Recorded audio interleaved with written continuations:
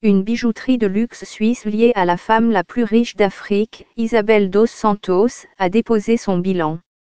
De Grisogono appartient principalement à la société diamantaire d'État angolaise et au mari d'Isabel dos Santos, Syndicat Dokolo.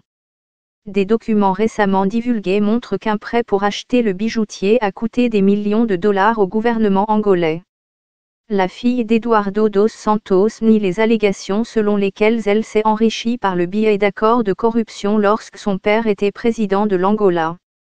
Eurobic coupe ses liens avec Isabel dos Santos. Comment la femme la plus riche d'Afrique a spolié son pays? Rui Pinto, le dénonciateur au cœur des Luandaleek. José Eduardo dos Santos a dirigé l'Angola pendant 38 ans, jusqu'en 2017. Il a nommé de façon controversée sa fille aînée à la tête de la société pétrolière publique Sonangol, un an avant qu'il ne démissionne. Les procureurs cherchent maintenant à récupérer $1 milliard que la milliardaire de 46 ans et ses associés devraient à l'État. Il nie tous méfaits, affirmant que les accusations sont une chasse aux sorcières à motivation politique. Un accord pour le rachat de la société genevoise de Grisogono, qui crée des bijoux en diamant souvent portés par des célébrités sur le tapis rouge, a été organisé en 2012.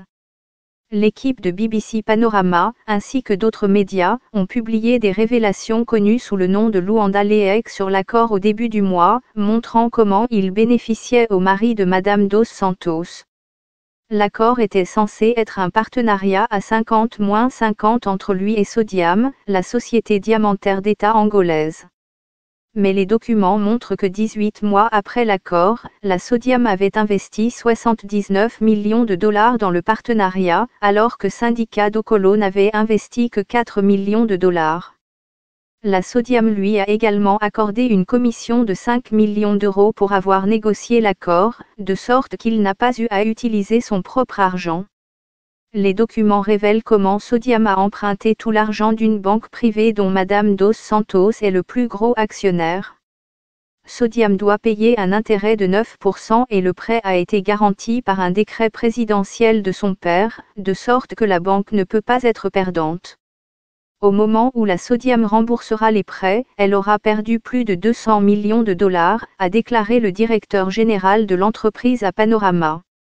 Le gouvernement angolais affirme que les diamants ont été vendus à un prix dérisoire et des sources ont indiqué à Panorama que près de $1 milliard auraient pu être perdus. Les avocats de M. Dokolo disent qu'il a ensuite investi $115 millions dans de Grisogono et que sa société a payé plus cher que le prix du marché pour les diamants bruts. Lorsque João Lourenço a pris la présidence de l'Angola en septembre 2017, il a rapidement pris des mesures contre l'ancienne première famille, en renvoyant Madame dos Santos de Sonangol. Selon le Consortium international des journalistes d'investigation, c'est à cette époque que la Sodiam a cherché à vendre sa participation dans de Grisogono. Mais aucun acheteur n'a pu être trouvé pour cette marque de luxe, connue pour avoir organisé des soirées au Festival de Cannes. Si les autorités suisses acceptent l'offre de faillite de Grisogono, l'entreprise affirme que 65 employés perdront leur emploi. Elle a été fondée dans les années 1990 par Fawaz Gruosi, qui a rendu la marque célèbre grâce à ses créations audacieuses et ornées.